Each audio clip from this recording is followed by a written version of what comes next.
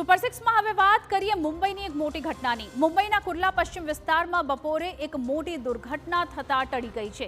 કુર્લાના વિનોબા ભાવે નગરમાં megacity gas પાઇપલાઇનમાં અચાનક આગ ભભૂકી ઉઠી। સદનસીબે કોઈ જાનહાનિ નથી થઈ, પરંતુ થોડી ક્ષણ માટે સમગ્ર વિસ્તારમાં ડરનો માહોલ ફેલાયો હતો। શું હતું સમગ્ર ઘટનાનું કારણ તે આપને જણાવીએ તે પહેલા જુઓ આ સીસીટીવી।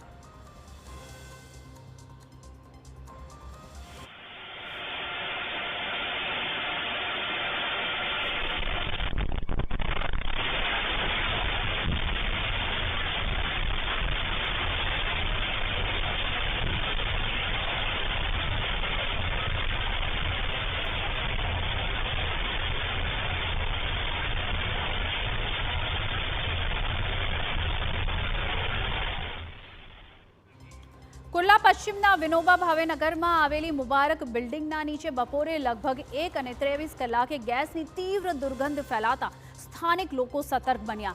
થોડા જ સમયમાં પાઇપલાઇનમાંથી લીકેજ થતી ગેસે ચિંગારી પકડી અને ત્યાં જ તળિયામાં આગ ભભૂકી ઉઠી હતી। સ્થિતિ ગંભીર બનતા ત્યાં ભયનો માહોલ છવાયો હતો, પરંતુ સમયસર કંટ્રોલ કરતા એક મોટી દુર્ઘટના ટળી।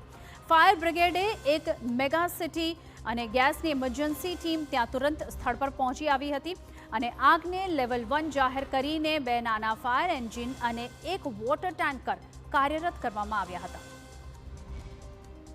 મેટ્રો ગેસની ટીમે ઘટના સ્થળે પહોંચીને મુખ્ય વાલ્વ બંધ કર્યું હતું, જેથી ગેસ સપ્લાય પૂરી રીતે બંધ થઈ ગયો હતો અને આગ વધુ ફેલાય તે અટકાવવા માટે આ પગલું ભરવામાં આવ્યું હતું। બાદમાં ફાયર બ્રિગેડે ફક્ત 20 મિનિટમાં આગને સંપૂર્ણ કાબૂમાં લઈ લીધી હતી।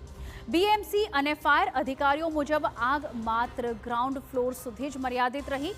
ઇમારતમાં રહેતા લોકોને સમયસર ખાલી કરાવી દેવામાં આવ્યા હોવાથી કોઈ પણ વ્યક્તિને ઈજા કે જાનહાનિ થઈ નથી। પાઇપલાઇન જૂની હોવાથી તેમાં દરાર પડવાથી લીકેજ થયું હોવાનું પ્રાથમિક અંદાજ સામે આવ્યો છે। હાલ વિસ્તારમાં ગેસ સપ્લાય અટકાવી દેવાઈ છે અને મહાનગર ગેસની ટીમ દ્વારા મરમ્મત અને તમામ જે કાર્યવાહી છે તે પૂરજોશથી કરવામાં આવી રહી છે।